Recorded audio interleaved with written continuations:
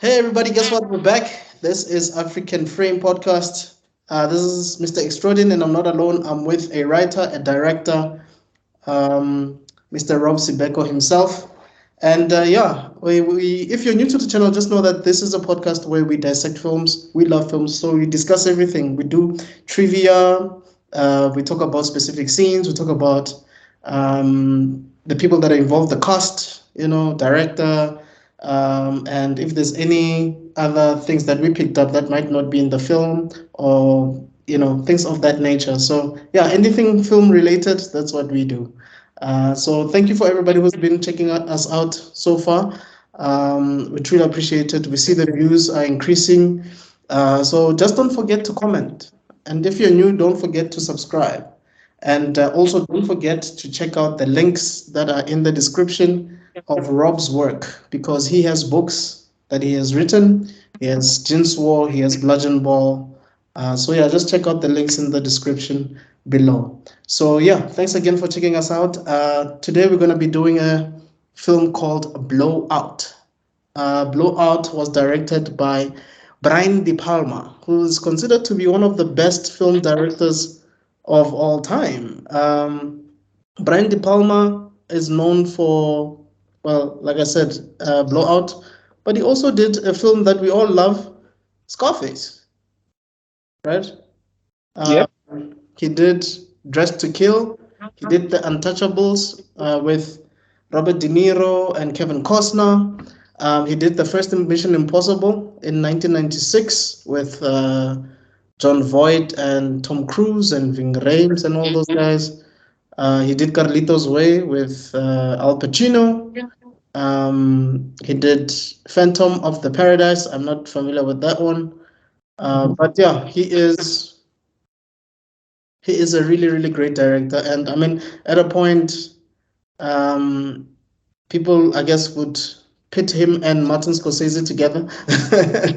Because I see some old interviews, I think on the Dick Cavett show or on different platforms where, yeah, he's with Martin Scorsese and they'd maybe be talking about someone like Orson Welles.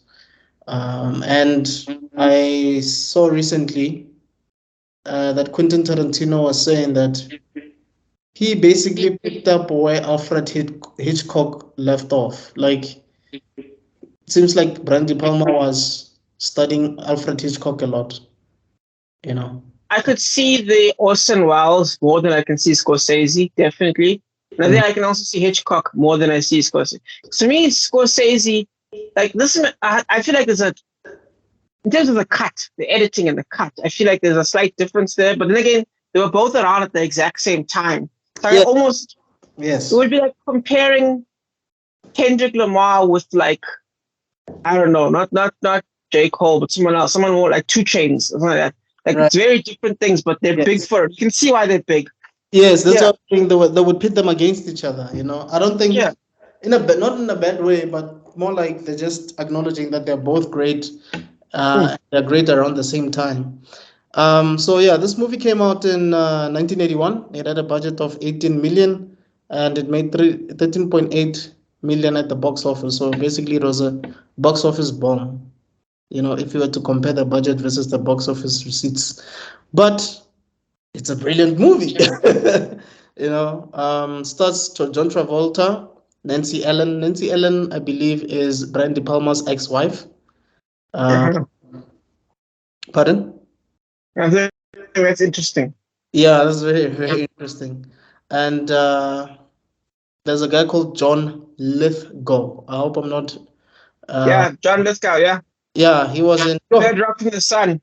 he's in a lot of stuff. Dexter. Yeah, He was there. I mean, even Brian De Palma said that he thinks that his character, the character in mm. this movie, has been immortalized in Dexter. That's what he believes. He believes that the character in Dexter yeah.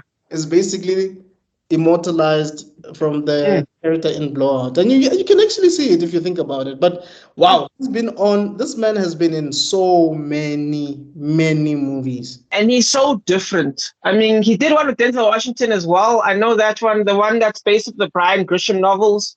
Um, Brian Grisham is like a writer who does all those like lawyer novels. There's a famous movie about a lawyer. chances are he wrote it, with the exception of a few good men. So like Pelican Brief, oh gosh, there's so many. He But did yeah, one with Stallone, right? Where they were mountain climbing or something like that.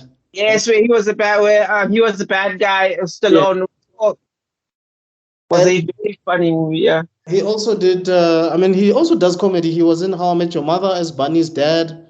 He was also on the 40-Year-Old Virgin with who's this lady? I almost mentioned the wrong person. Ugh, man, Leslie. Is it Leslie something? Judd Apatow's wife, basically, and Paul Rudd. I think it's Leslie Mann. Yes. He's been in Footloose. He's been on The World According to Garp. You mentioned Pelican Brief, Dreamgirls. I mean, sometimes you see him in these movies and you're like, what is he doing in this movie? That's what he's doing. He's what they call like a character actor. That man steals it. That man shows up and steals the show, basically. You know what I mean? Like Gary Oldman. Stanley Tucci. Yeah, Stanley Tucci's another one where this man is so character. His character is so good that when he shows up even as a super villain, as a super scientist. Remember the one with Stanley Tucci with the one where he's a scientist where they're digging into the center of the earth. No, I don't know that one. I know Stanley Tucci as a scientist in Captain America, but I don't know the one you're talking about.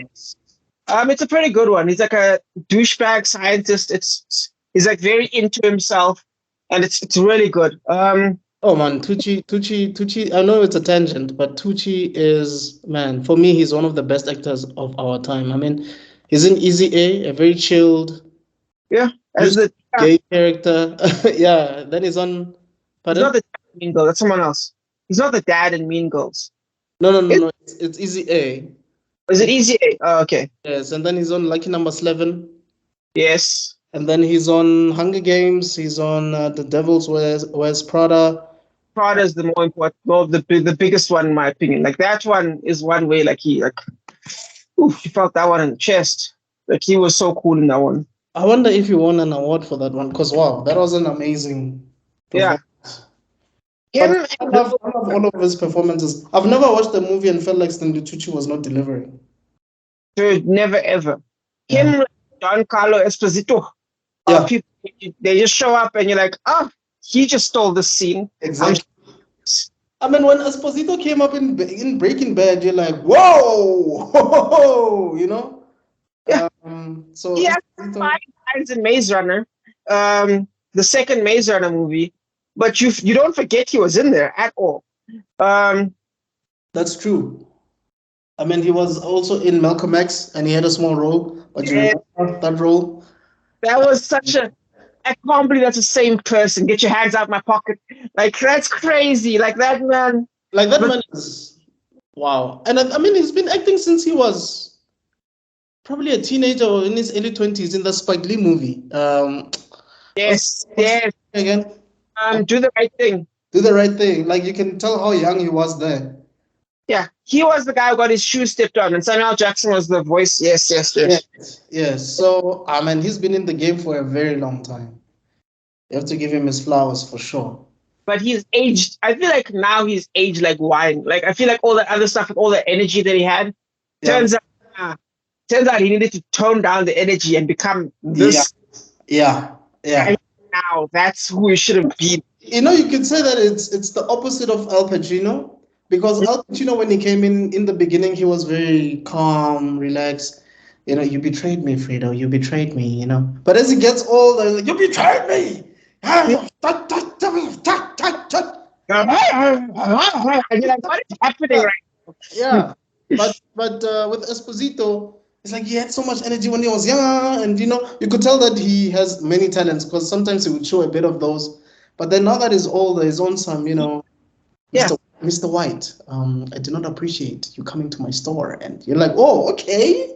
And it turns out that's all you needed. Yep. It turns out that's all. Sometimes less is more. I'm never a fan of the expression less is more, but sometimes it's right. You know what I mean? Yeah, look, sometimes it's absolutely right. I think you see it in films where the actor is so focused on being, like, where the actors is aware of how big they are as a star, that they take you out of the scene because all you're seeing is an actor overacting, Yep. opposed to They're either hamming it up or they don't want to be there. Like Brie Larson in the Marvels. Yeah, she doesn't want to be there. right. But Mhm. when you see someone like Dustin Hoffman, Mm. oh my goodness, that man. Dustin Hoffman can be in a movie and you can even forget that this is Dustin Hoffman, you know? True. But True. as he acts and whatever, you're like, wow, this man is brilliant. Gary Oldman is the same when it comes to me. I think Yes. you get characters that disappear and get characters that stay themselves, but we love that. Will Smith stays himself. Right. When he disappear, the worst example I can think of where Will Smith tries to disappear is After Earth. He tries to be not himself. Right. Even 7 pounds for me. I felt like Yes. he was not even concussion. Yeah. When Will Smith tries to be something else, he's terrible. But when Will Smith is Will Smith, that's when he's at his best. Wait, do you think he was terrible in 7 pounds? I won't say terrible, but We're just not used to that side of him, basically. it wasn't exciting, dude. I was like this. I wasn't convinced. Like that. I feel like that movie felt badly casted. In my opinion. Really? Yeah. Come on, dude. Did you really believe that Will Smith was yelling at a blind guy? Like Woody Harrelson convinced me that he was a blind guy getting yelled at, trying not to. Right. 7 pounds like that. Who was the most dramatically perfect scene? Woody Harrelson versus Will Smith in that scene. Tell me it wasn't Woody Harrelson. No, it was definitely Woody. But to be honest, when Will hung up the phone and he started crying, I believed it. I don't know. Maybe I don't know. I was then looking at it from a critical lens. I think there are levels of believing it. Level like this. You can be the best actor in the world, but if you're doing something and then that thing you're doing pulls me out the movie, it doesn't matter how good of an actor you are. Right. You know, right. like Denzel does that to me a lot lately. Like when I watch his movies, Denzel Washington. I'm sorry. I know people love him and he's great and what he does. I don't deny it.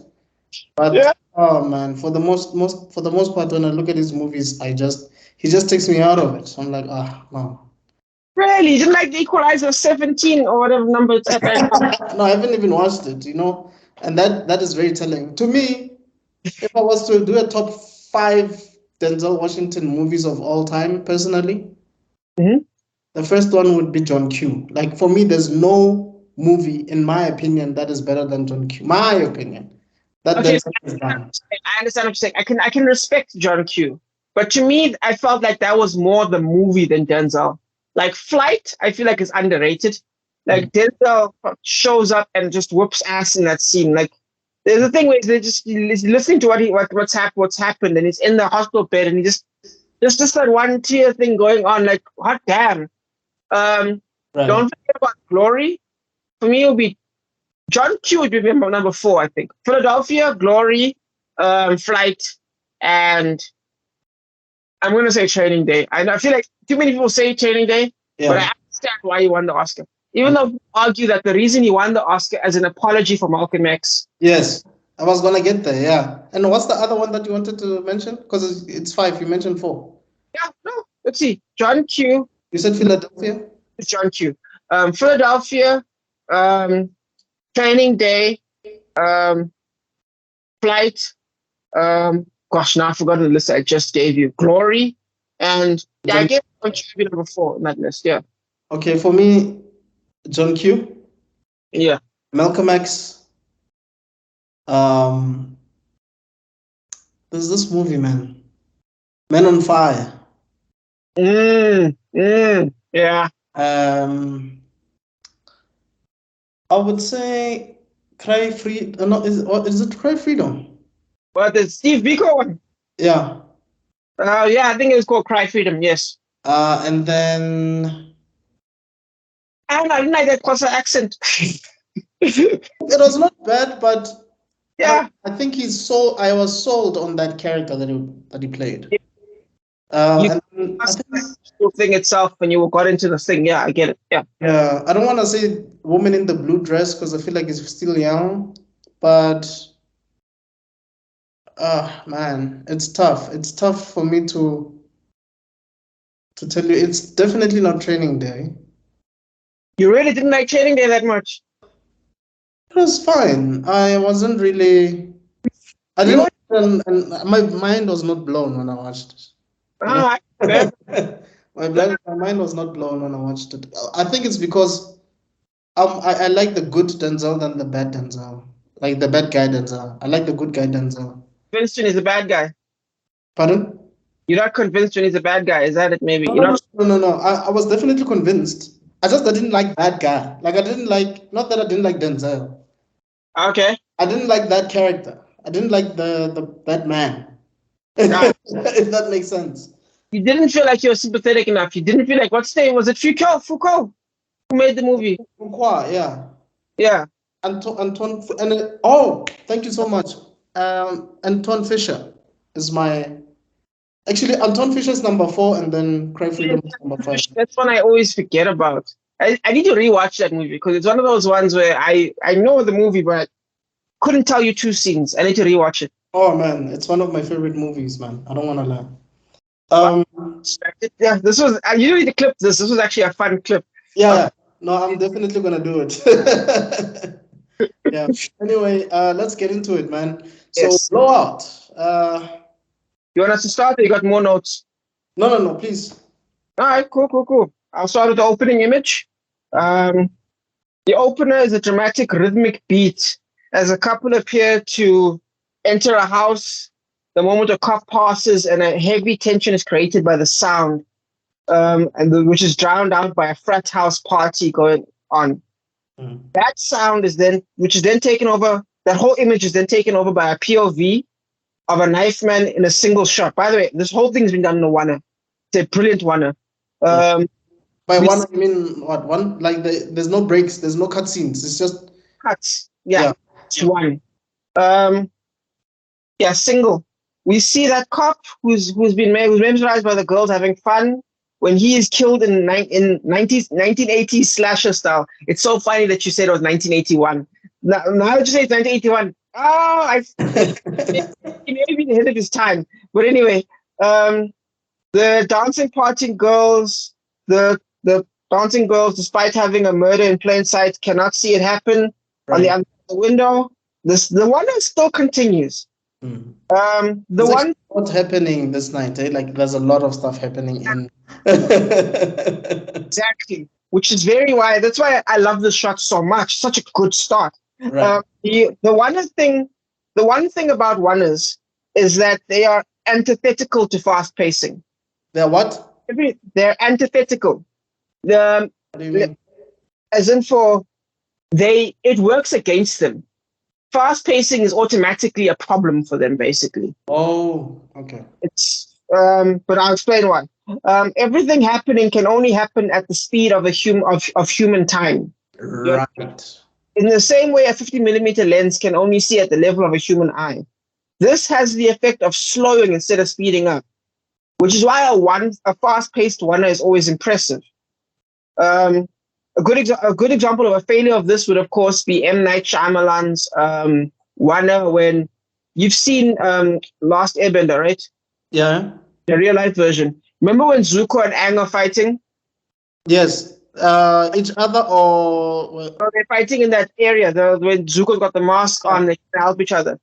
Now, if you watch carefully there, you can see things are kind of slow-paced, basically, and in the prison, also super slow-paced, where they're like, and then like one rock goes flying, or because it's a one. If they'd been cut, it may have looked even better, faster than the human eye. But because it's running at human speed, it's not visually interesting, and we can start to see things happening that don't make sense. But anyway, moving on. This has the effect of slowing instead of speeding. So how do you speed up a one without the power of a cut? By adding moving parts. You move the camera, which is what it does, and you move the people. And De Palma does this brilliantly by doing both here. We are getting a POV transition to a murderer, to the different girls being set up as the killer just kind of watches them. The one finally ends with a lady in the middle of sex catching a glimpse of the killer. And then that's the first time we get our first cut. And that's 2 minutes long, which is long for a one, by the way. That is long. 2 minutes? Yeah. Especially when you consider the moving parts. Yeah. That's very long. When you're talking about one-ers, I remember the Spice Girls music video. Telling me, what's this?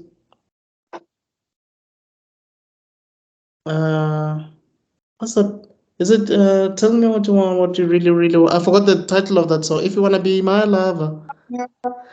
Bro, that music video, I don't know how many times I've watched it. People say that it's not a one take, but the way it's edited, if it's not a one take, the way it's edited is brilliantly edited. Like, I'm sure they probably cheated, yeah. Yeah. A good example of that is Birdman, which is the video that I definitely insist we watch at some point, maybe next year.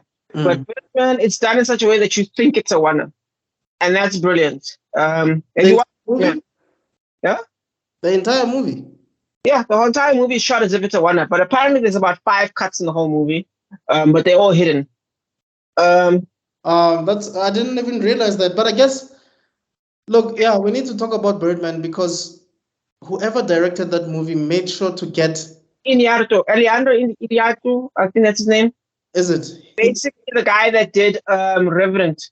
Oh, okay. He made sure to get some of the best actors in the entire world. I think that's why he would have 5 cuts the entire film, because Michael Keaton's performance in that movie, bro. Yeah. And he did it. And he made the movie because Michael Keaton was Batman. Yeah. Emma Stone, because Emma Stone was Gwen Stacy. Yeah. He got Thingamajiggy because Thingamajiggy was Hulk. And he was also considered a problem. People thought he was a dick in real life. That's why he doesn't do that many movies, because people think he's a dick. I don't know if that's true, but it's the general impression that people have been given. Right. So we got all those people, and they basically low-key playing themselves. It's a meta a social commentary of how we perceive them.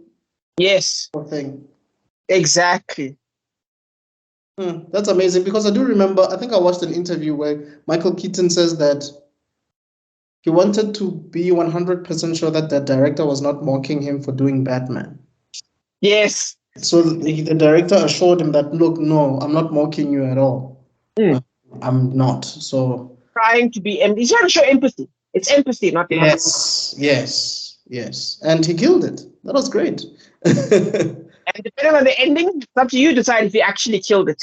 You know that there's a whole idea that he may have actually, that the last scene is not actually, spoiler alert, that the last scene is not actually a scene. Like was she high? Did she really see what she saw? Was she high on something? Yeah. Did he really die? Or did he die? Yeah, that's what people are saying. Like, is it a metaphor? Yes.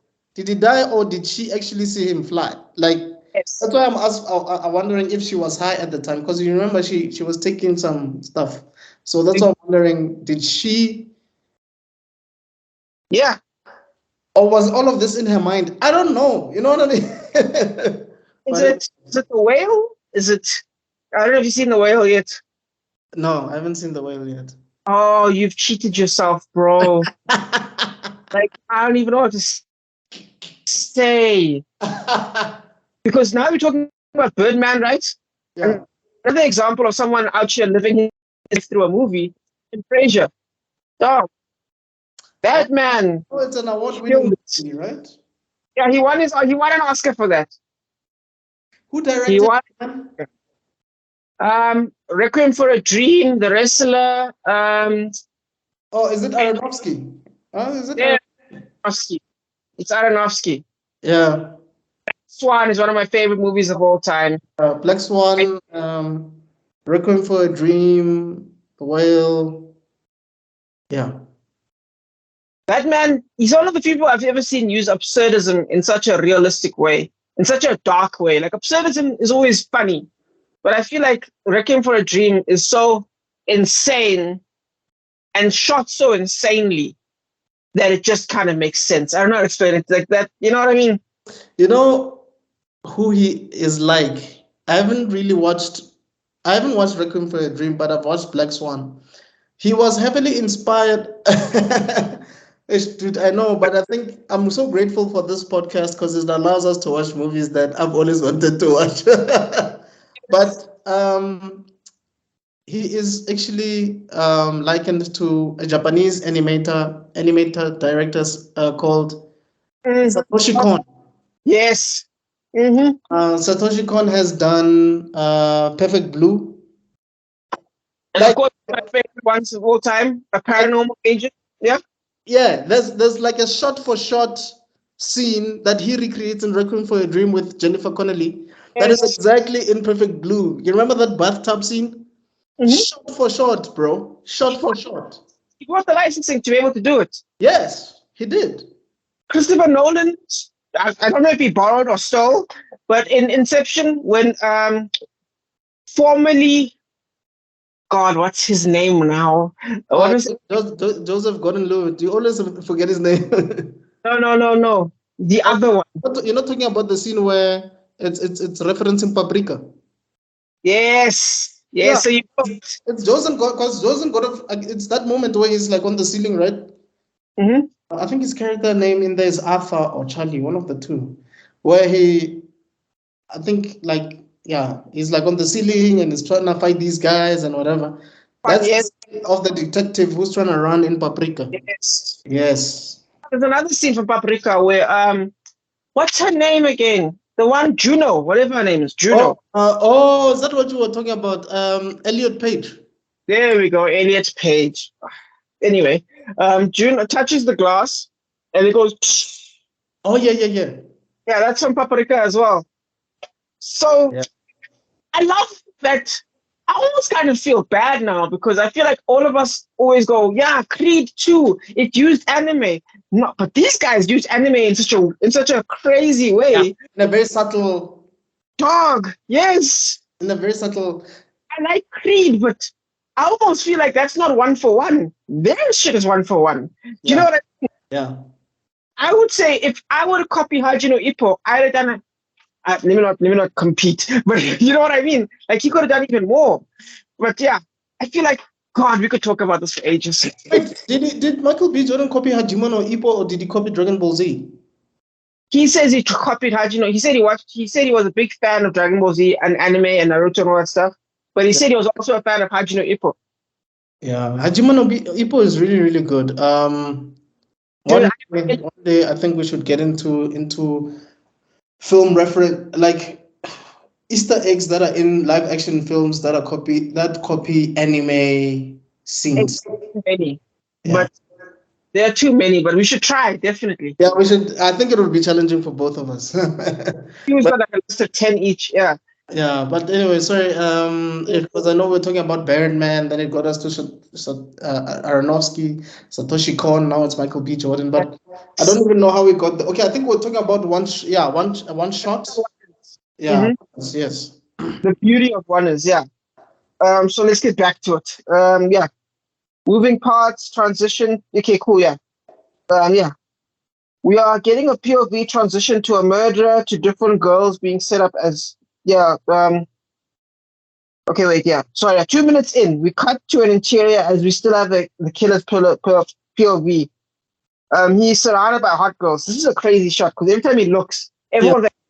everyone's just short of seeing him. It's insane. Crazy. It's like because when I watched it, I was like, "Are you telling me that nobody can see this guy coming in?" That's not invisibility. What is happening right now? Because I do get it. I mean, you do see that, and I think that in itself is sort of like a message that Mhm. sometimes was so self-centered or so Well, it, you're self-absorbed.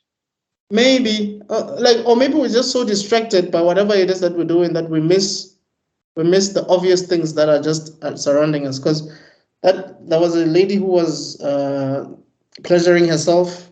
It's And called then someone, I think one of them just went out to some guy. So it's like they just keep missing this guy.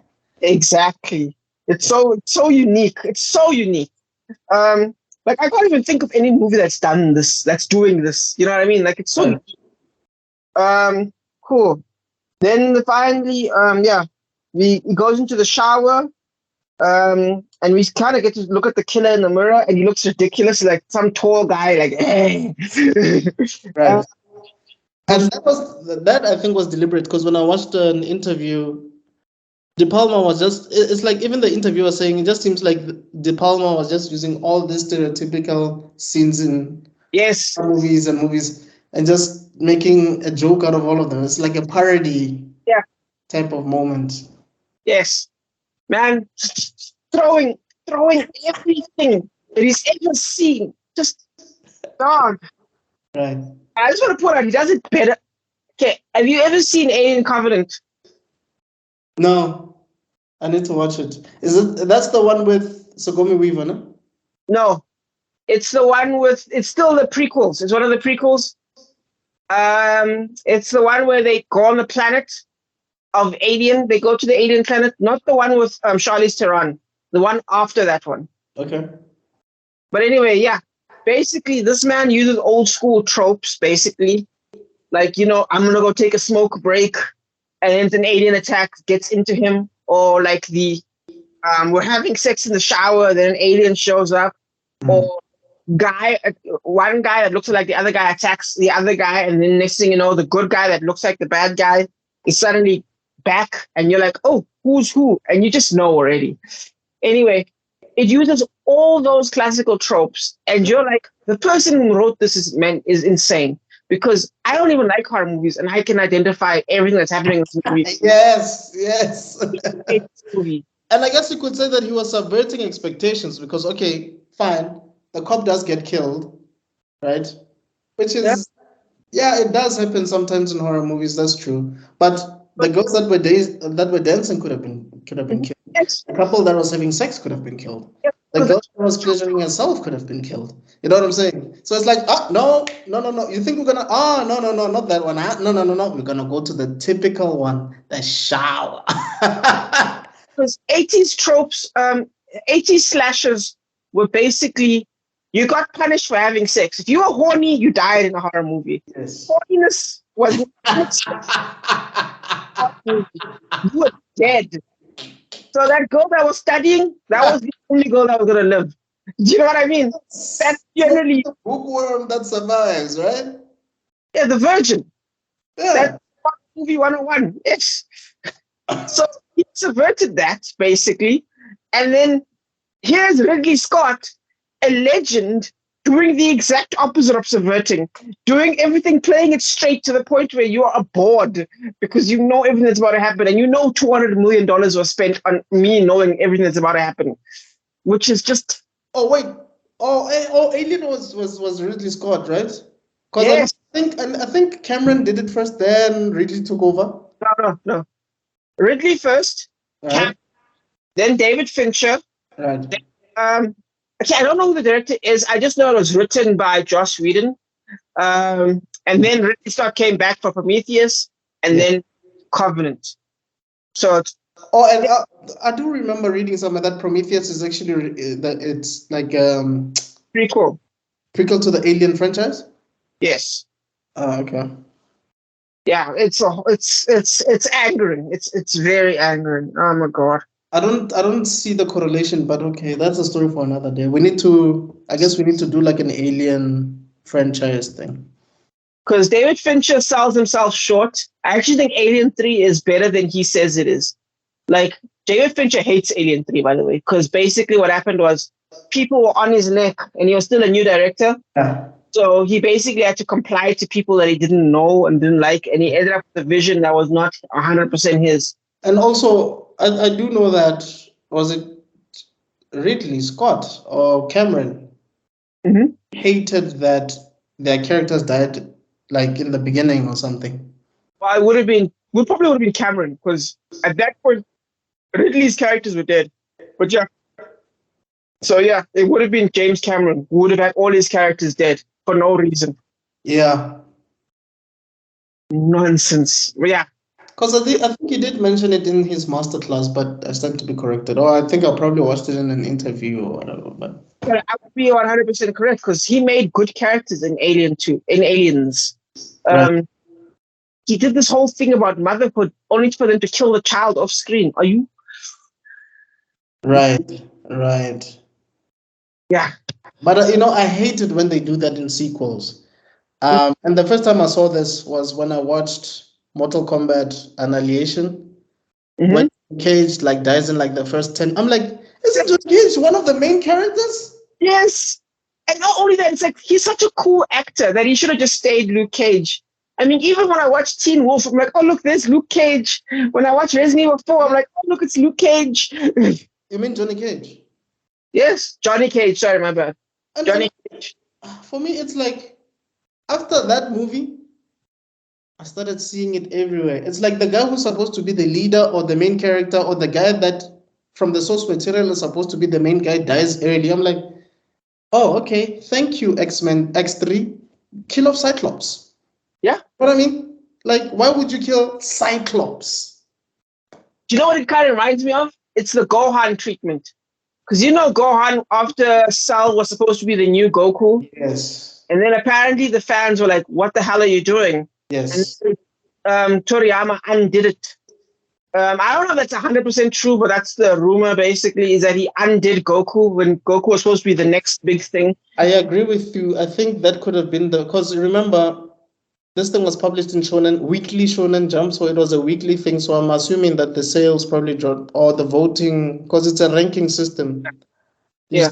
You stay on the magazine longer if you get high votes. So I'm thinking that maybe what happened was he listened to the fans too much because he was starting to do a slice of life thing instead of like the typical Dragon Ball that we're used to. I mean, Gohan going to school, meeting Videl, going on dates. That was not DBZ. And then all of a sudden, yeah, Goku now has to come back for a day and yeah, he takes over.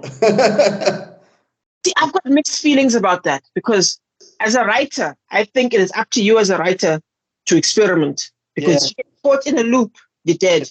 You know what I mean? You're trapped. You're gonna be miserable as a writer.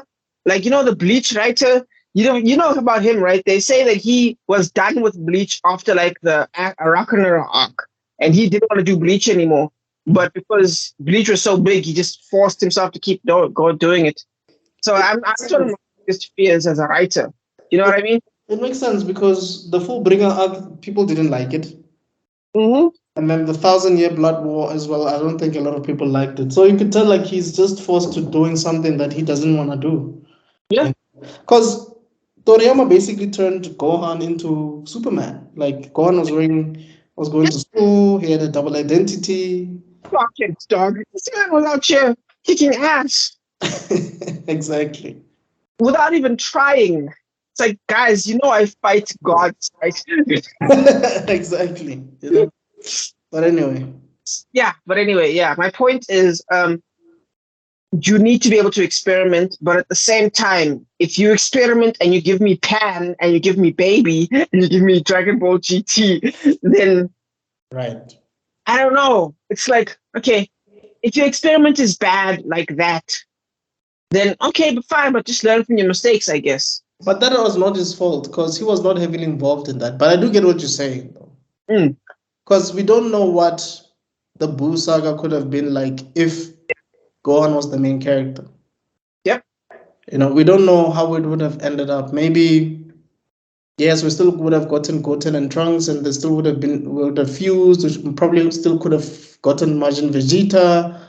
But yeah, Goku's interference sort of messed up the flow of what could have been. Here's what I think would have happened. Here's the thing about Dragon Ball Z pre-Boo. I think intelligence was involved a lot more than we give credit for. I agree. These storylines, right? Two, intelligence was a big deal. Like Gohan and Krillin having to hide the dragon to keep Frieza from summoning the dragon while he commits genocide. That required intelligence and an interesting storytelling. Yes. That's why I keep saying to this day that for me, the strongest, if we're talking about plot, for me personally, I'm talking about myself. there's no stronger plot than the Namek saga for me. Yeah, that was absolutely true. There's so many moving parts that are working together so nicely there. They're using rules they set up in advance. Yeah. You know, for example, the Saiyans can increase power after a fight. They Yes. set it up before, and they use it again on twice actually. Once Deborah, I believe it's Deborah, or is it the other guy? I think it was. I think it was Zabon. Was it Zarbon? Because I think Zabon beat him up first. Right. Yeah, Zarbon beat him up first, and then he came back, and then it turned out that Vegeta had gotten stronger because Zarbon hadn't finished the job. Yes. But that's the point. They used that twice. They used a bunch of stuff that kept the story going. That wasn't just Super Saiyan concept started there. Yeah, the build up of the Super Saiyan. Yes, and also you could say that that whole concept of who has the Dragon Balls now, how can I get them back? Oh, Frieza already, like, by the time we get introduced to Frieza, he had already had, like, what, 4, 5? Yeah. You know, so it's like, this guy already has them, and he's this powerful. What's gonna happen to our heroes now? You know what I mean? So, and the Scout thing, it being used against Frieza, because that had been set up in the first Dragon Ball Z, that if you power down, the Scout thing can't really read you. Yeah, but you see, though, that's how, man, for me, that is brilliant writing right there. Yeah, that's hide and seek. It's the ultimate hide and seek. And that's what we got, this weird game of hide and seek that was not distracting and was just genuinely fun. And it wasn't just strong guy hit hard, as Dragon Ball Z is. I think that is brilliant. And the concept of time with Cell, I enjoyed that. Before Cell becomes Perfect Cell, and then it becomes strong man hit hard. That sequence before, where, first of all, how was it even allowed, the kid Cell, baby Cell, or whatever his name is, being able to destroy cities, and there's just clothes, and you see him killing people? Imperfect Cell, yeah. How was it in SCBC 2, where like you see him stab like that one guy, and you're like, SCBC 2, are you okay, buddy? Hey, SCBC 2. What I mean? Yeah. That was crazy.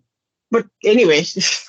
No, I know exactly what you mean. I mean, but that had already happened with the Frieza saga, where he used his horn to, like, you know, stab Krillin and play with him like a doll. So that is true. That is true. But that was a terrifying horror moment. I can't remember how old I was, bro. I was like, this is an actual horror movie, guys. Yeah. Something with Piccolo is looking and trying to hunt down Cell. Dog. Yeah. That was something. Yeah. We were lucky. We were a blessed generation. No, definitely. Definitely. I don't care what anybody says. We had the best time. Exactly. I feel bad. These kids have to deal with the Dragon Ball Super. We get the and Boruto and Boruto, yes. You know what I mean? Guys. Okay, let's get back to it, guys. Yeah. Now that was a tangent. Yeah. Cool. So we see the killer's face in the shower before he sees a girl in the shower, and then he whips out a knife, and then she just makes this sound, and everyone's like, you know, that's the moment that it took me out. I was like, what the hell? You know, if they didn't cut to us seeing John Travolta watching that, I would have been like, this is so horrible. Because the scream is like you see this lady, she's taking a shower, you know, she's topless and whatever, and she sees this huge knife, and then the scream is like, you're like, whoa. That's not how anybody would scream in that situation. oh my God. You know, and I like the fact that, you know, John Travolta is actually laughing when we were introduced to him. So you're like, oh, so I'm not crazy. I'm not the only one that realized this. Yeah, there's no John Travolta yet. Yes, exactly. Yeah, so 4 minutes in, we cut to a theater, old school Hollywood editing room. We get John Travolta playing Jack, watching the others. Jack appears to be an experienced sound engineer who does a lot of horror. We actually get an old school intro, like we discussed with the Justice League Frontier. The focus is on sound throughout, almost telling us to listen more than anything, which is why it's so interesting. We get such a focus on the news report after the intro of a president destined to lose an election, which kind of reminds me of Citizen Kane. The Right. camera does something very interesting by splitting the screen. Like, It was like a Citizen Kane moment. Like when I watch this movie again now from an artistic lens, I realize how brilliant De Palma was in his storytelling because there's a lot of foreground versus background action here. yeah, Um, but yes, you're right. There's a lot. In fact, there's one where in the hospital that I'm going to talk about. But yes, there's a lot, and there's a lot of deliberate camera movement and symbolic. Yeah. Yes. Yeah, and then while we listen to the sound thing, we also get a catalog of all the sound effects. We can listen to all the sound effects as the story kind of builds. right. 10 minutes in, he's listening to. Remember, he's been instructed to listen to the wind, so he's out in the open listening to the wind. We get a great example of how strong his equipment is. No music, by the way, is being played. It's just sound effects. Right. And weirdly mesmerizing. This is beautiful. I've been witnessing right now, visually anyway, and auditory. To his shock, a car goes off the road in front of him, and he swims after it. There's a woman he pulls out. 15 minutes in, it cuts almost immediately to a hospital, and the cop is interrogating him. And that's a weird ass cop. He's like asking the strangest questions. But yeah. And he even addresses it. He's like, what are we doing here? Like, if this is the kind of like questioning that I'm gonna get for telling my truth, then forget it. You know. Because the way it's set up, I'm like, is the cop sus? Is he one of the people we're going to be worried about? You know what I mean? Like the questions are so weird. Yeah. Then he explains that he heard a blowout. Before the blowout, he heard a shot. Jack says a bang hit before the blowout. 16 minutes in, he's now officially talking to the girl who woke up. Sally is her name. We get our first bit of music when they have a moment with each other, which is so weird. They have a moment with each other. Like, first of all, you just got up from the hospital, you nearly died, and you're out here having like this, you know. Right. Like, I can't tell who's being weird, Jack or Sally. I would say Jack because yeah, I think Nancy played it very well here because she's still, she's still like trying to figure out what's happening, and she's assuming that he is working there. Yeah, maybe. Yeah, you're right. He's wearing these hospital clothes because he's wet. Obviously, they gave him. So he thinks he's working. That's a good point. That's actually very clever. I never thought of that. Yeah. So obviously, Jack is the one that's just being way super nice, and she's like, "Have you seen my bag? I'm looking for my purse or whatever." You know what I mean? And he's on some no, relax, whatever. So you're like, yeah, no. I think the weird one here is Jack, not her. That's a good point. I mean, he was trying to get her back in bed, but at the same time, he's out here saying, "Yeah, we'll have a drink another time or something." Are you flirting with the girl you just saved, buddy? Yep. To the point where he does use a line where it's like, "I saved your life. You owe me a drink." I'm like, Jesus. Yo, is this like blackmail or what? Like, I mean, don't pick up girls, you save them, and then they owe you a drink. What's happening here? There was a bigger point to it, but at the same time, nah, dog, not now. Like, dude, what if she's married? You know? But anyway. The guy in the car. Yeah. Yeah. An army of cops appears along with the body of a man who appears to be special. Turns out he's the governor from the beginning. The one destined to win the election. This is the guy that died in the car accident, in the blowout, basically. Yes. 20 minutes in, Jack is asked to forget about the whole thing. The whole time, the screen splits. The screen splits on different shapes and sizes, including a shot where we see Jack's face in half the screen. Yes. Yes. Mm. And then at the background is the cop and the company manager or whatever. Yes, exactly. Yep, and it was such a great. I really like that scene because you can tell that Jack is eavesdropping. Yeah, and that's his thing. He listens. So yeah, what you can. Right. But he agrees to the whole deal. just to save the governor's honor since he's already dead. Yeah. Yeah. Especially how the guy puts it, it's like, look, do you want this man to be remembered by his wife and kids as the guy who died being with another woman in the car? It's gonna mess up his reputation. So just forget about it. Pretend none of this happened. And he's like, how can I pretend that it didn't happen? I just spoke to the police about this incident. Why am I protecting someone's infidelity here? Like, this happened. Exactly. And it's like you're not protecting the infidelity of the guy, you're protecting the wife who has to live with it. Yes. Which was pretty cool. I thought that was a nice dialogue. That was a nice moment. So like, Definitely. it was sus, but it was nice. You can kind of see that Jack's really a good guy, really, actually. That's true. Sus things. That's very good. Cool. Yeah, she's scared to go home in case reporters show up. Oh yeah, he's stuck with this girl asking to go to his place.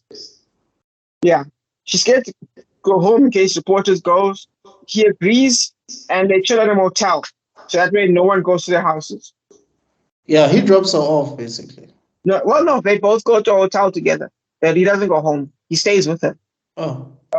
De Palma ties image to sound, putting us back in the moment. Close-ups along with his reaction. We go back in time to rewatch the scene. With him listening, having reaction, and we get close-ups of the individual things he was recording, like the frog, the owl, the cup. We get all that stuff, and it's so well done. I loved every second of this shot. Amazing, man. Oh, before we got there, you just made me realize something. Even though you're talking about this scene, but wow, when he was taking her back to the motel, he basically did the same thing he did when he was taking her to the hospital. He carried her. When she was tired, or let's say, he's still a hero, even because he carried her out of the car again, put on a bed, and then she was. So it's like she is safe in his arms. Yeah, I think there's a high sense of honor to him, and I think she responds to that, like in a way. I don't know. Right. Like, I don't even think he's noticing that he's doing these things, if you know what I mean. I don't even think so. And I think there's a reason for it. You find out later on. Right. You know what I like about this movie? The first time I watched it, I think I watched it back in either 2000, somewhere between 2007 and 2012, is that this guy is not a cop. He's not your typical main character that we used to see in a lot of movies.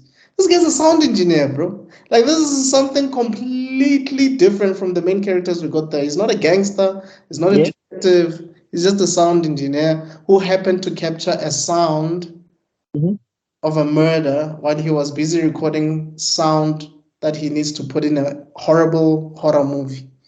Right guy, wrong time, man. Right guy, wrong time. Because what he did basically is to capture evidence. Basically. Exactly. Perfect evidence, yes. Yeah. Okay, wait. Old school. By the way, this is also another thing that's so good about the thing, right? Is the equipment. Like, I don't know if you're paying attention to it, but the equipment actually, it's an actor in this movie as far as I'm concerned. It deserves a cast credit. Right. It's a character in itself. Yes, because how old school equipment is highly valuable because it gets us. It does a better job of showing us the effects mentally better than because one of the biggest things that people struggle with, film right makers, is internet and PCs. It's difficult to show someone staring at a screen. Yes. You know what I mean? Yes. So that as an artist makes your life incredibly difficult to show it. So like in Facebook, what they did was like your face will be there, and then over there we'll have like the screen like over here, so you can kind of get a 1-2. Some people like show your reaction, and then the screen doesn't look as good. What it does, it separates you. Like now it feels like you're watching a movie again, because now you're watching a screen of someone watching a screen. So it kind of does this automatic kind of break effect that kind of happens to it. Right. A lot of filmmakers struggle of positioning between the object and the person. Yeah. But now, thanks to this old school equipment that's just so big and chunky, and it has its own sounds. You know what I mean? Like, just like, yes. Right. And it's so big that you can see him turn it. There's his reaction. Right. It puts you in it. Now you're with him. That is so true. I think there's also even a scene where we see him doing all these things, and then it's a split screen, and then on the other side, yeah, I think it was what was happening again. I think either there was the president's speech or the beginning, yes. yes. TV, looking at the TV, and the person was talking. Right. Out here dealing with the thing was fantastic. While he was busy labeling all these sounds that he captured that day. Exactly. Cool. 27 minutes in, we cut to a break in of the governor's car of the what they call it, impound lot. And the tire that got shot is being replaced because you can see the gunshot in the tire. And Lithgow, who plays Burke, I believe, is replacing the tire.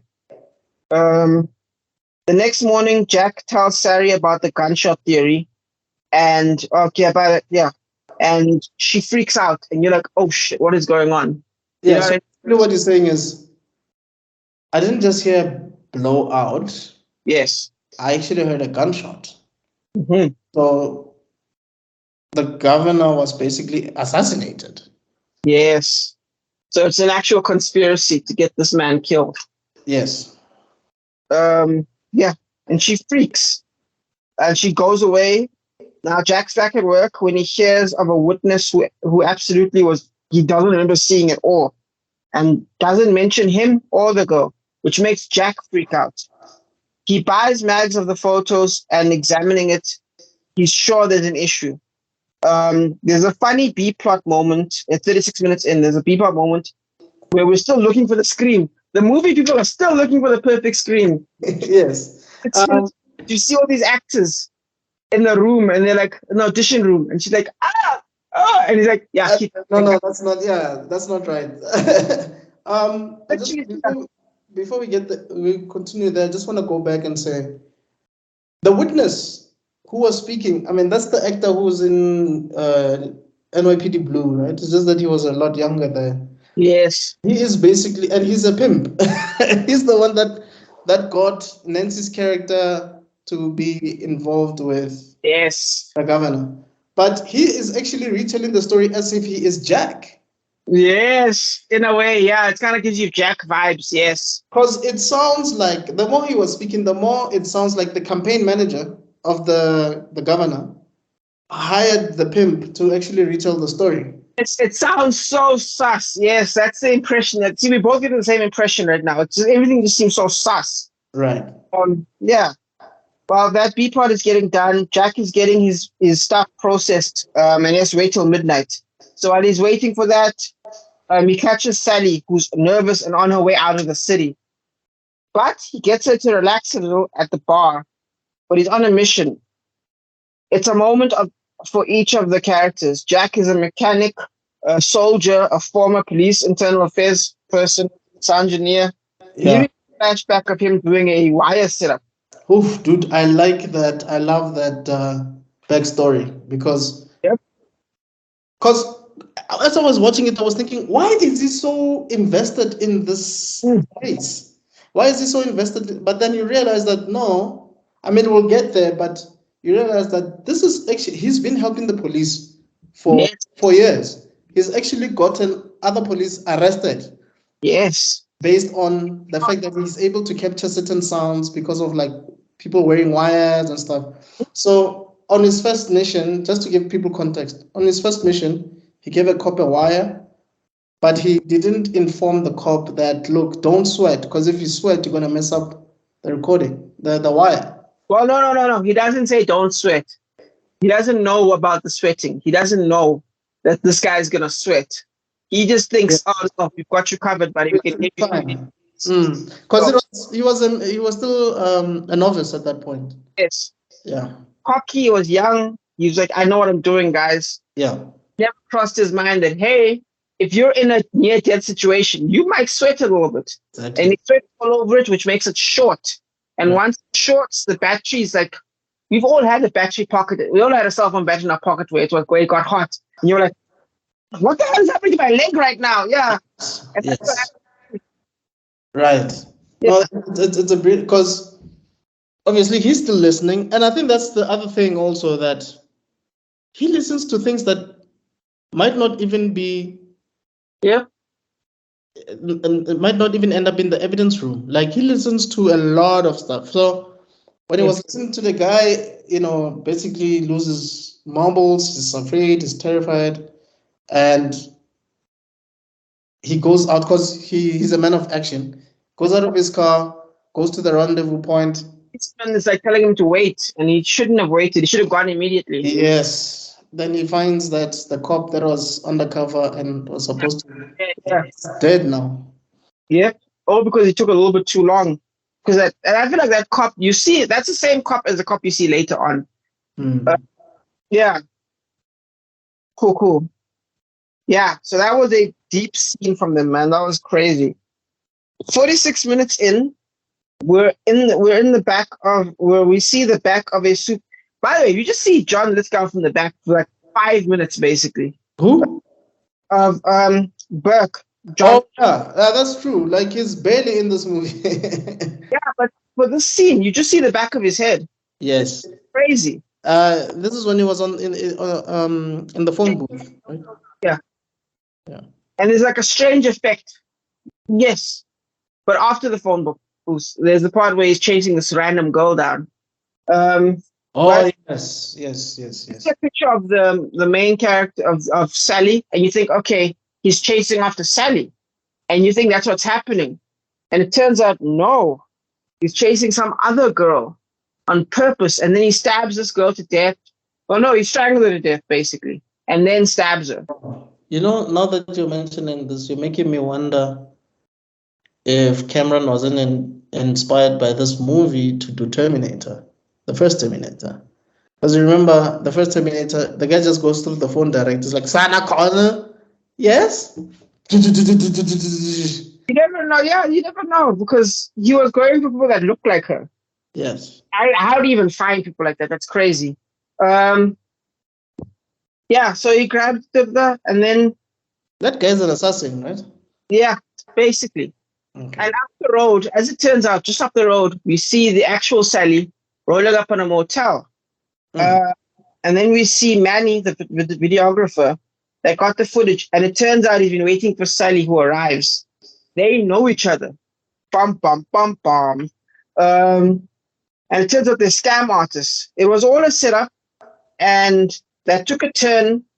And Manny, played by Dennis France, ran away while Jack saved Sally.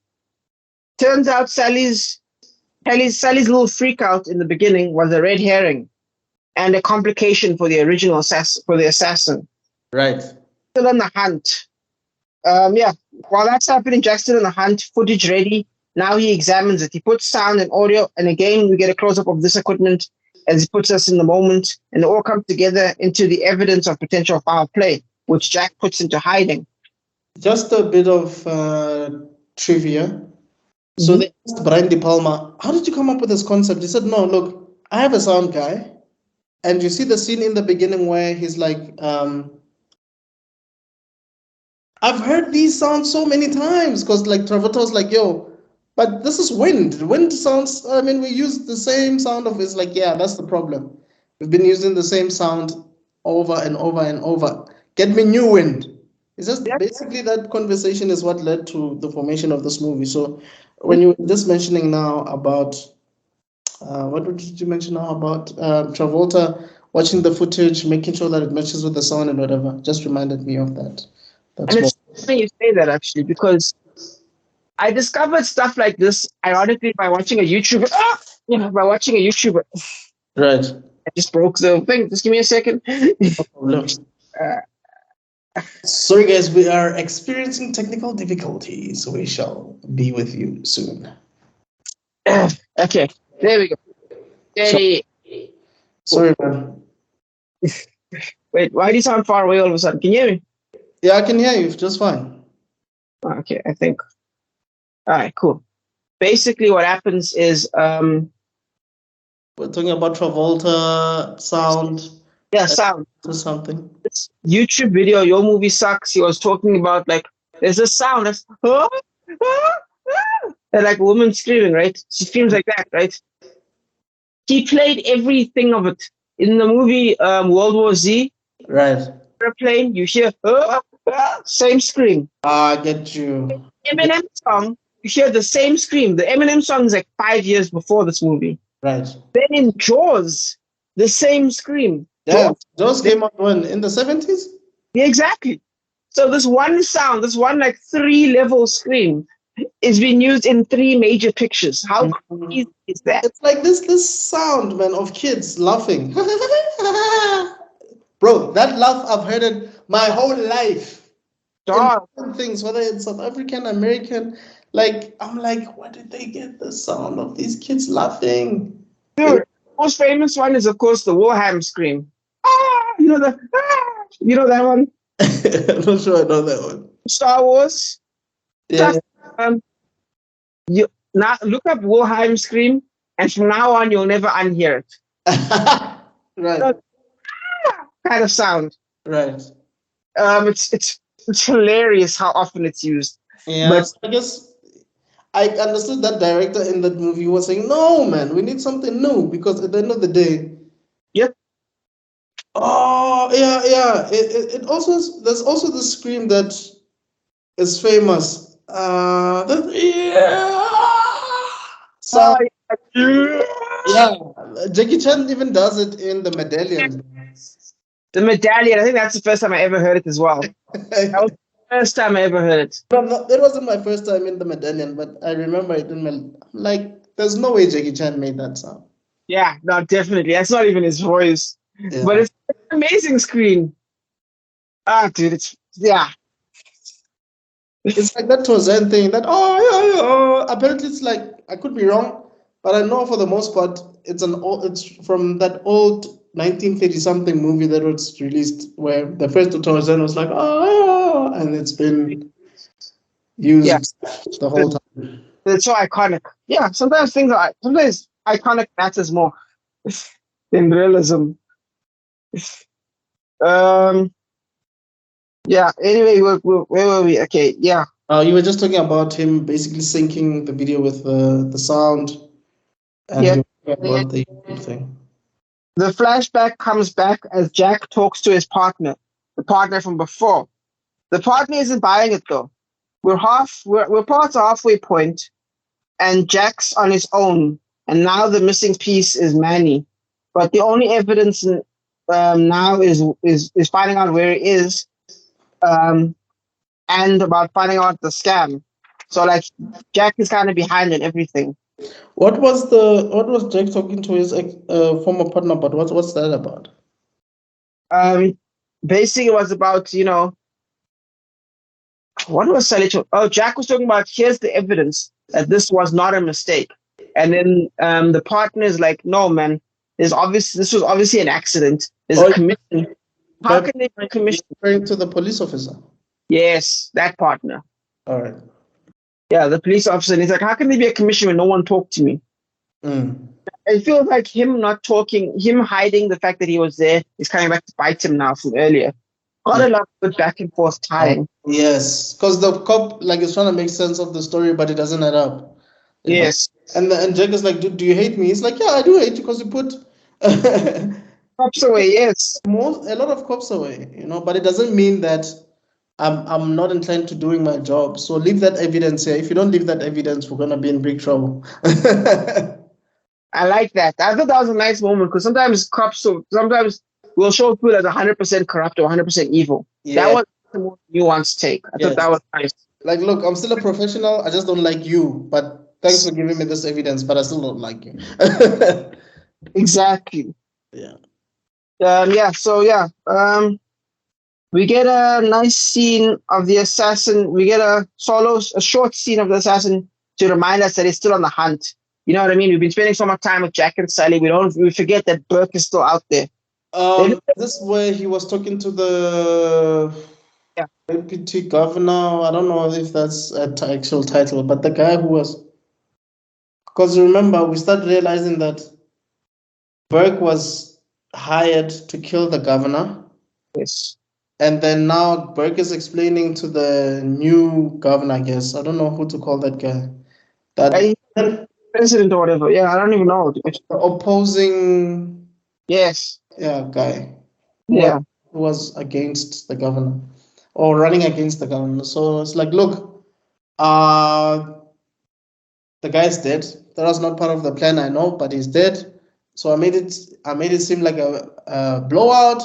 And now I realize that the lady's alive, so I have to take her out. And the governor's like, yo, what? I'm not involved in this. I don't know you. Leave me alone. Yeah, it's wild. Exactly. Cool. We get a reveal on everything. The reveal of the assassin. The reveal on Sally and Manny's game. Everything is kind of exposed in dialogue at this point. We get the phone booth and we get Sally and Manny talking, and Right. everything that we didn't know before is now officially known. Right. You know what I Right. mean? Cool. Then we cut to the screaming B plot, which comes back. It kind of eases the tension before Jack is back at work. We get a crazy spinning shot of him working and looking for something as the camera just goes around. Oh man. Paranormal Activity 2. Dog. They copied from here. Obviously, the level of storytelling is different because if you remember, in Paranormal Activity 2, I think they had bought a camera. Yes. And this camera was rotating for some reason. I forgot the reason behind it, but there was a reason why that camera kept rotating. And Yes. as a viewer, you were just curious if you were going to pick up something, and we did pick up something. But when you look at Blowout, you realize this did it first because you see Travolta trying to, get his sounds and he cannot find them. So he's trying to find them everywhere. And then, Back around, yes. it's like, I don't know if this is where blocking is very crucial, but you see, like Travolta is trying to be so active when the camera is on him. Like he's trying to be active to a point, like you can see that he's actually doing something. Yes. Which is amazing. It was amazing. You can tell that De Palma was also experimenting in this movie. Dude, I need to get into that. I think we'll get into it at the end. But yes, this man is trying so many different things. Everything is a mission in this man. It's a mission impossible of filmmaking. By the way, we come. I see what you did there because he directed Mission Impossible. I see what you did. But yeah, Burke had said something earlier in his phone call that Jack was neutralized. Though it didn't make sense what he meant by Jack was neutralized because he hadn't come to Jack yet, right? Turns out, no, that's what the spinning shot is about. It's about him having erased every piece of footage that was in that room. Yes. So all that work we saw in the beginning of the movie, gone. Yet a stranger has been in his office. Every tape has been erased except for the tape he hid because he hid that at his house. Because he was supposed to. I think there's two possible reasons. I just don't remember which one. You can correct me. Either he was supposed to go submit the script to the director, or he wanted the tape so that he can hand it over to the police. One of the two. Hand it over to the police. To the journalist, sorry. Yes, to the journalist. No, the journalist hadn't shown up yet. Oh, so it was the police. It was the police.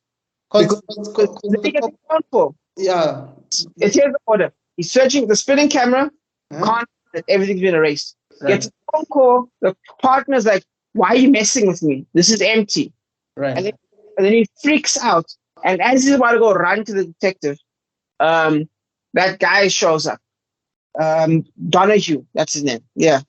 Donahue shows up, and that's the reporter, by the way. Yes. That's the order of things. Initially when I was hearing them talk, I was like, how convenient is it that this guy is coming? And I was like, this guy seems dodgy, But he was legit, actually. It was legit. Turns out, again, there's so many red herrings. There's so many wrong ideas and setups. Yeah.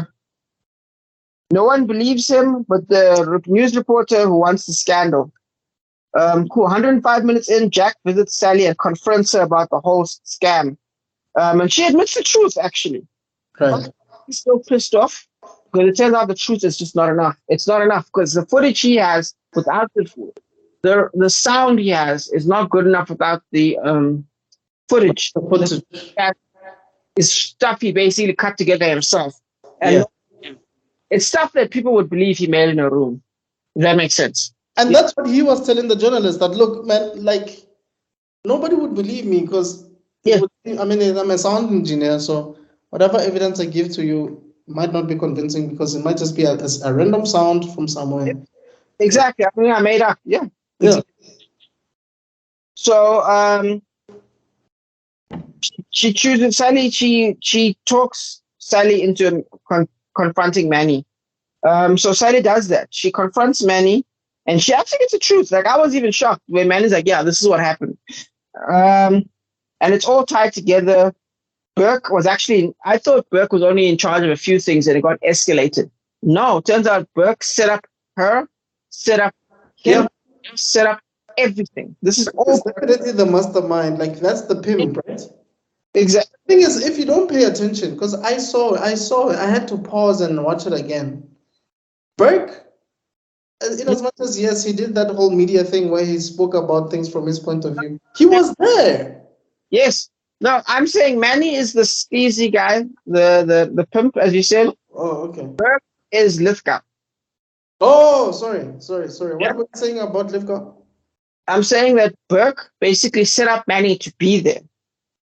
Because Manny thought he was going to catch a shot of the. No, he thought it was going to be like a car crash. He didn't think it was set up to be a death.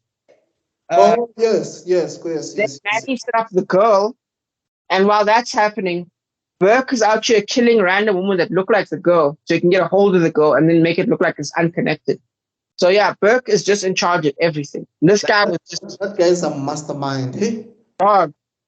Dog, he even managed to break into the police impound and replace the tire to a tire that looked like it had a blowout that still matched all the other 4 tires. That's No, that man is jeez. dog. Yeah, the Manny confrontation takes a bit of a turn despite the truth coming out.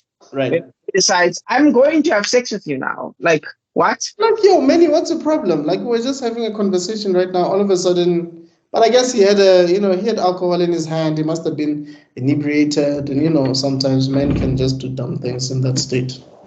Exactly. Wasn't exactly a black label. That was just pure. But she hits him with the bottle, and now my question is he dead? No, I don't think he's dead.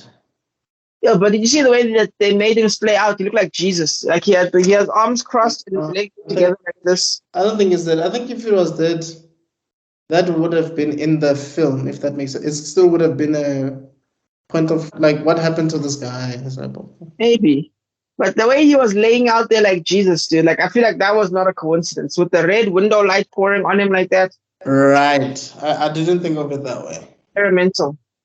Huh, maybe he died. I don't know. I don't think he did, but he might have. That was on purpose because there's no way you're gonna have the guy because he didn't get hit like that.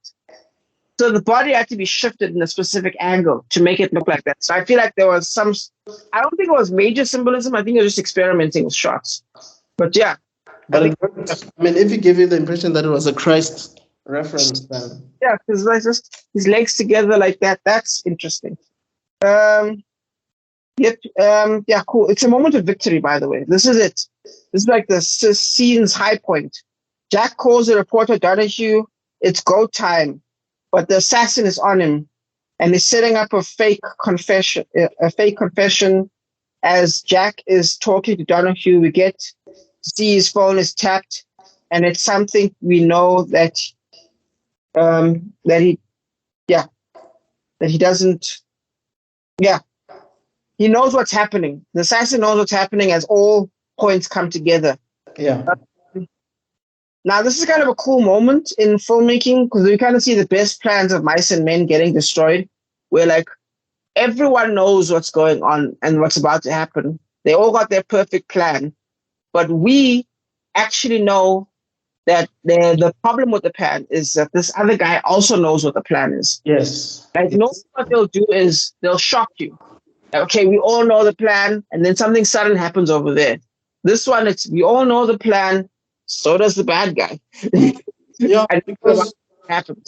I remember, which is also a really great scene where he's in the booth and he's talking to someone over the other end, and he's the confession, he's confessing, and the way. She made me do it. And I'm like, oh, like he's speaking like that. But Yeah, his emotion is complete, like there's no emotion. You can yeah. see this guy is just acting. But when you hear it at first, you're like, oh flip, what's happening with this guy? And it's doing it outside Jack's house as well. That's crazy. And he actually knows what Jack drives. He knows where Jack is going. Hmm. He's about to follow him. That guy got away. You can tell that this guy is a professional assassin. Yeah, That he can be so meticulous. stealth, yeah, like in stealth mode, and I guess Yeah, yeah. exactly. It's like we're watching a car accident. We're about to watch a collision, Mhm. and yeah, there's nothing we can do about it. Ish. Dog. So yeah, he messes up with Jack's phone. Jack's expecting Donahue to call back, but he blocks the phone. And then he phones Sally, and they pretend to be Donahue and arranges a meeting with Sally. Sally goes to Jack's place. Jack is confused and suspicious about this whole thing, Yeah. so he's going to wire her. It's the flashback coming back for the third time now. Yeah, because it's like, why didn't he call me? I mean, he's the one that called me, wanted this whole thing. Yes, I do know that I don't have the stuff anymore, but why is he calling you now? And why does he want to meet with you? Something just doesn't feel right. So please put on a wire, Yeah, so that you can be safe. time. Yeah. So, and then 123, we kind of get a build up as we see the front page of that one girl was killed. The perfect alibi is being set up, and we get this crazy sequence. Yeah, where we listen in on a prostitute, where we kind of listen in on a prostitute. So now the sound thing is coming back. We listen to a prostitute's conversation With a as sailor, right? yes, no, with the sailor, yes, as plays with his assassin tool, and you just hear that sound, and it's,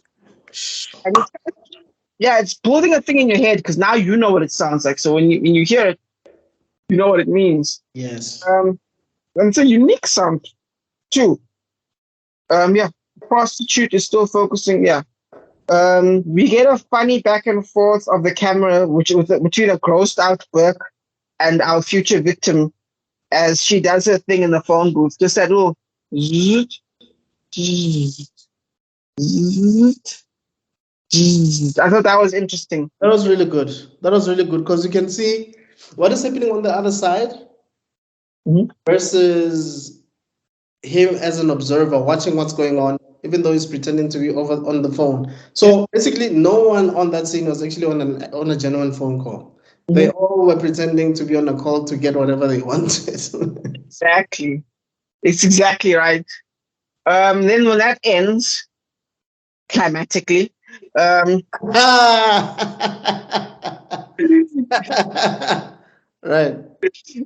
we get another one here where our future victim leaves, and we kind of see in the background because like the door, we kind of see like the space here, and you can see through the door. You see her leaving, and then the camera, as it follows her leaving, it kind of flows through the phone booth, and you realize the phone booth is empty. A second later, you get to see Burke following after her. Right. So it's kind of like, it was kind of a quick 1 second thing, but it's like a horror movie effect. You look behind and you're like, oh shit, the guy is gone. I thought that was brilliant. I loved that.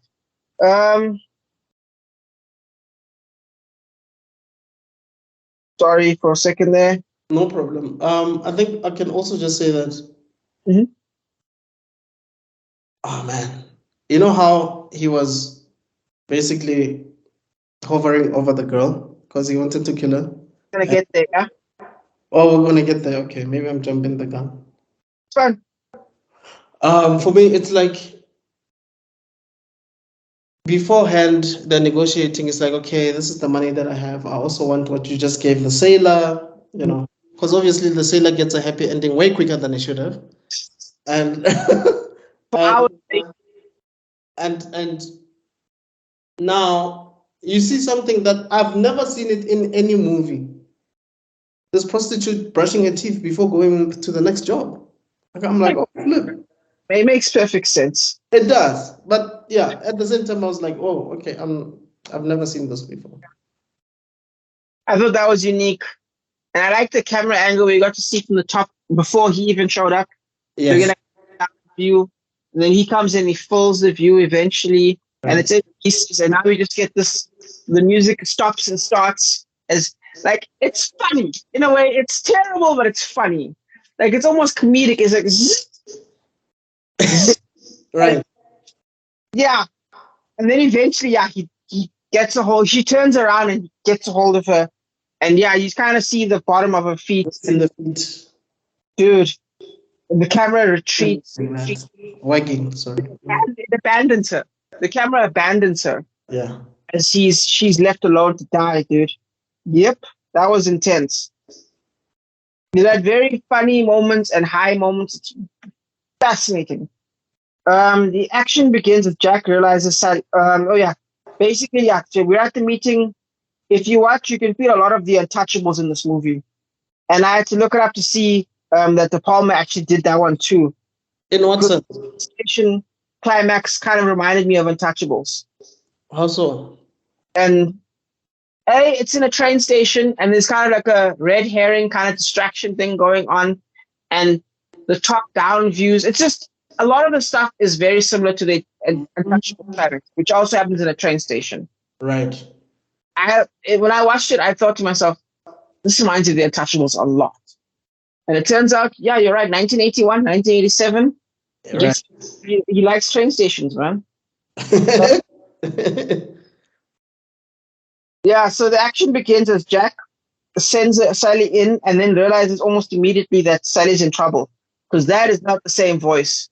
Now there's a sound-based check, kind of a cool thing. There was a clever setup in just a second before in the environment with the previous kill, and also the follow-up ultra-wide shot of the entire station. So we kind of get this needle in a haystack vibe right off the bat. Okay. Before action starts. Burke gets so now Jack is chasing Sally and Burke down. Sally doesn't even realize something's wrong until at no point does she realize, because Sally's just a ditzy person. But in her defense, she didn't meet the journalist. So she genuinely thought it was the journalist. But like where are we even going? Yeah. Hey, where are we going? You know, like train stops here. Let's go behind this corner over here quickly. And it's like, yeah, let's go behind this corner over here quickly. Where are you going? But yeah.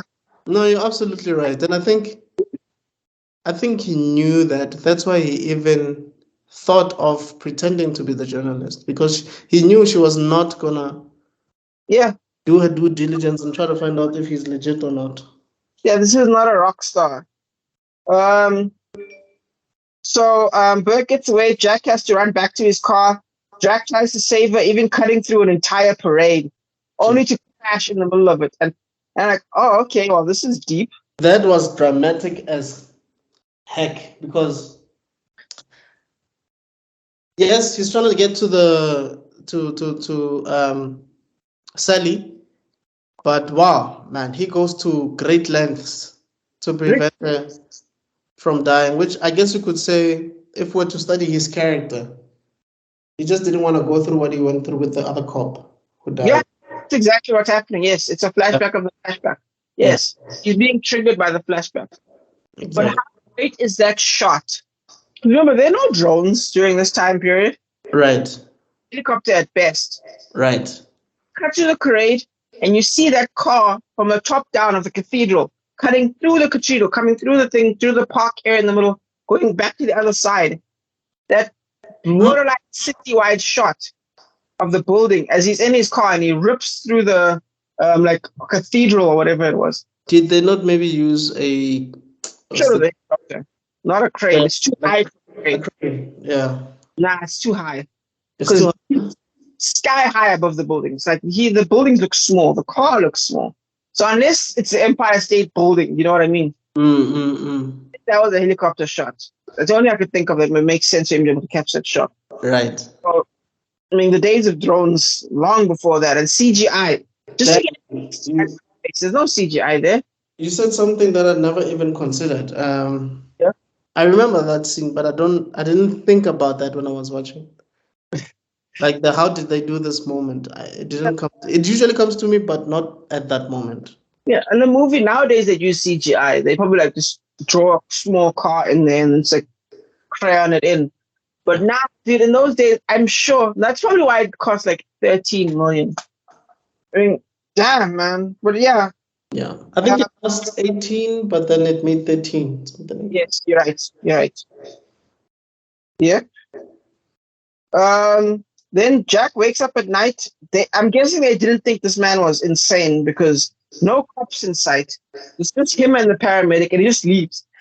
They didn't take the earphones off. This man was still out here listening to Beats by Dre. I wanted to mention that they just either they were distracted or they just realized that it's not a major. He didn't have major injuries, so they were not really mindful of him at all at that point. Particularly, you handcuff the guy to the gurney at least. You know what I mean? Dude, just give me a second. I need to fetch my charger. No problem. But yeah, I'm definitely with you on that one. I agree. Yeah. But yeah, he just bounces, and then we get this. Finally, Sally realizes something is wrong as he throws away the footage. So the only footage, and it's been mentioned like 3 times that this is the only footage. Yes. Original, and it gets tossed away. So because basically Jack says to Sally that, look, I didn't have time to do a copy of the video. There's just not enough time, Sally.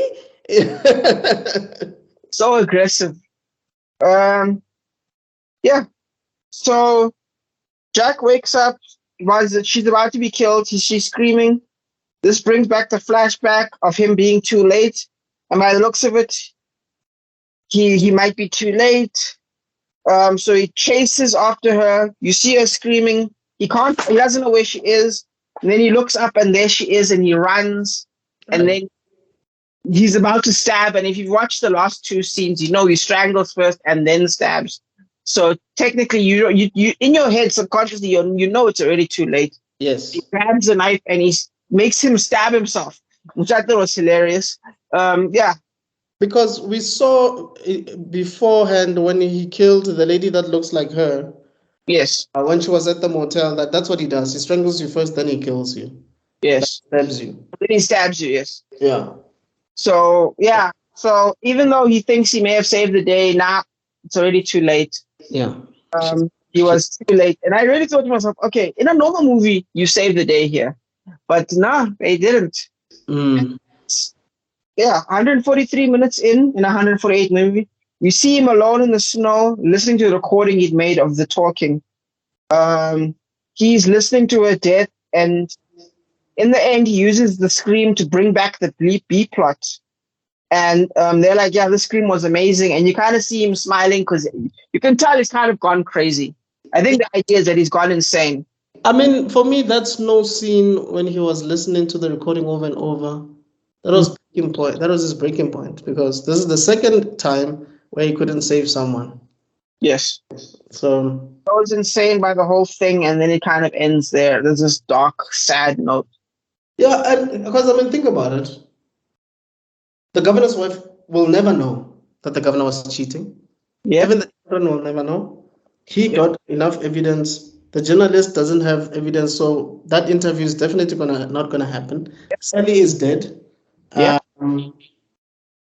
Sure. What we can say, I guess we could say the good part about this is the journalists have made this story seem like Sally is the one who killed this guy.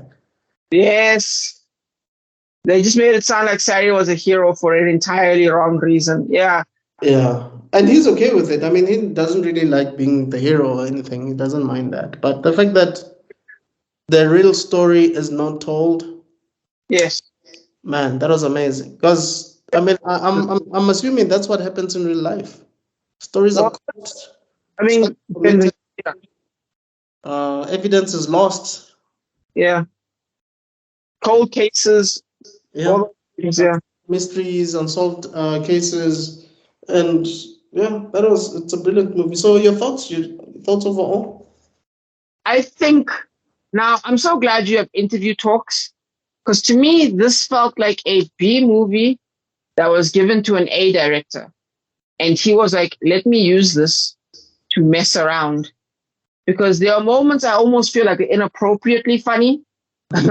Like the back and forth shots of Yeah. the shit was almost too funny. Yeah. Because of the sailor's reaction, right?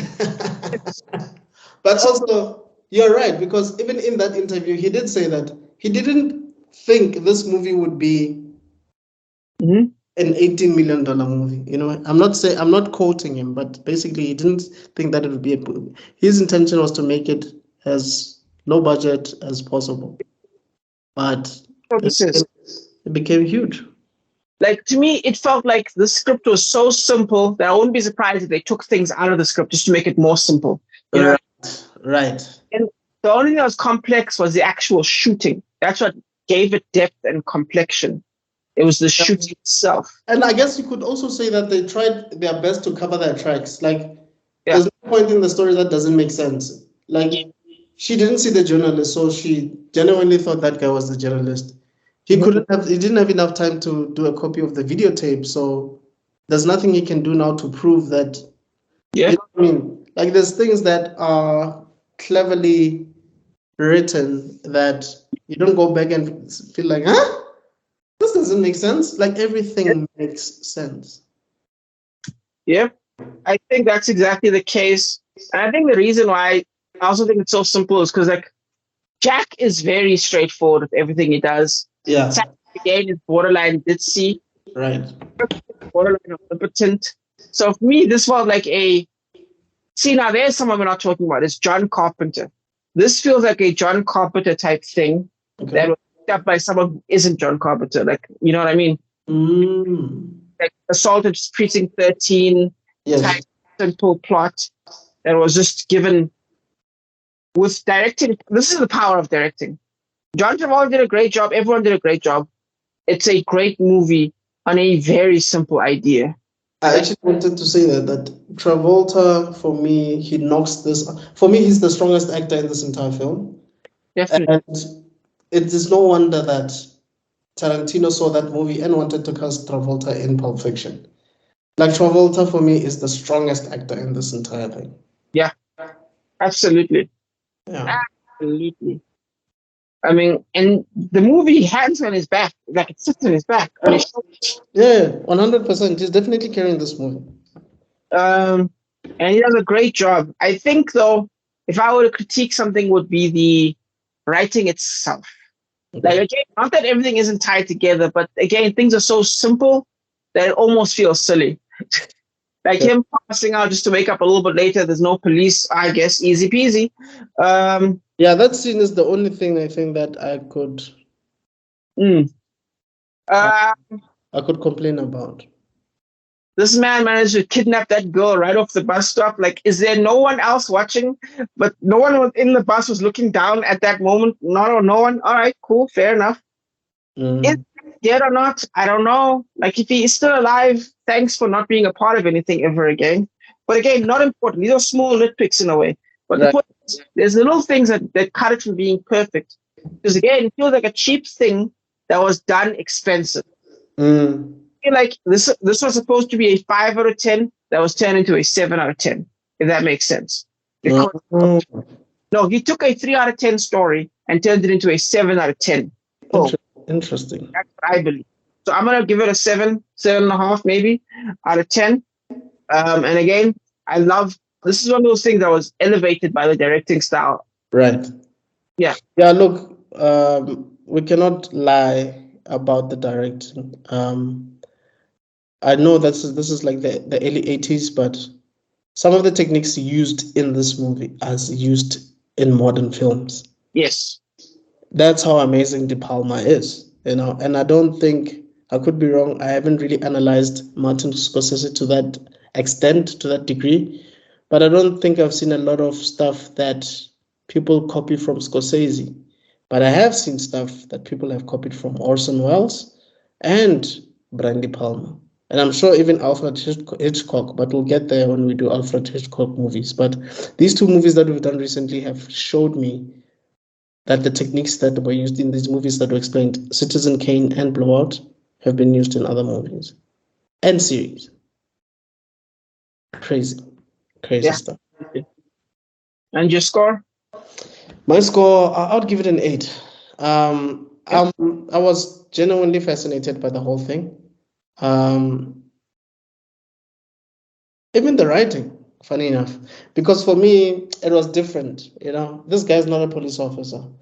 For me, that is what hooked me. This guy is just a sound guy who got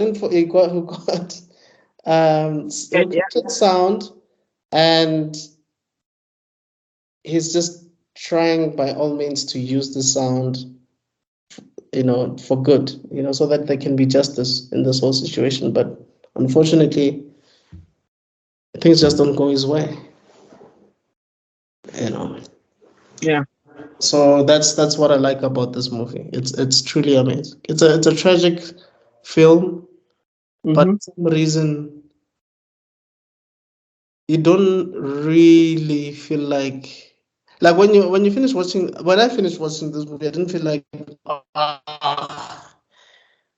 what the hell? I just felt like, well, the assassin is dead, and she's considered to be a hero, and he got his cream. So everybody really basically got, not really everybody, everybody got what they wanted, because the killer killed that girl. The girl is hailed as a hero, and he got the sound that he wanted. So I can see how you could see it that way. That's intense. I like that. That's a cool way of seeing it. I like your perspective, man. Yeah. But I agree with you. I think the directing is spectacular. It's truly remarkable. The techniques used in this movie are great. But yeah, that is us, guys, with Blowout. Is there anything you want to say, Rob, before we close it? Remember, Jin's War will be coming out in digital this month. In December 16. And in January, I should have the physical copies printed and available in South Africa by then. Keep an eye out. Urban fantasy, action, set in Japan, but then spreads across the world. It's going to be cool. I hope you like it. Yeah. Awesome. Do you want to just give people a small, not really rough, but a short summary of what Jin's was about? Basically, some people across the world go missing for a week, but they come back with no memory of what happened. Except for one guy who has been missing for a month. When he comes back, after everyone's back, he knows exactly what happened, and he needs to try and get all his friends together because something's about to happen, and that's Jin's War. If you like superpowers, if you like giant kaiju, and other realities and aliens, flipping like this one. Awesome. Well, there you have it, guys. Jin's War is coming soon. You can get your physical copies in December, as he has mentioned before, and you can hit him up on his socials. I think it's what's your handle again? I think my YouTube is Visa Desibego. My Twitter is SQJ Pure, and so is and VR Sibego for my Instagram. Okay, cool. So yeah, hit him up, DM him if you really want this copy, and don't just buy one, buy for your friends and for your family members and stuff. But anyway, guys, this is Mr. Extraordin, and this is Rob Sibeko, and thanks for watching. We'll definitely see you on the next one. Don't forget to like, subscribe, and comment. Let us know what is your favorite John. What's this guy? John Travolta film, or your briandepalma film, and let us know if you agree with us with everything that we've said about Birdman, about Requiem for a Dream, or any other thing that we mentioned in the video. All right, guys, we'll see you next time. Cheers.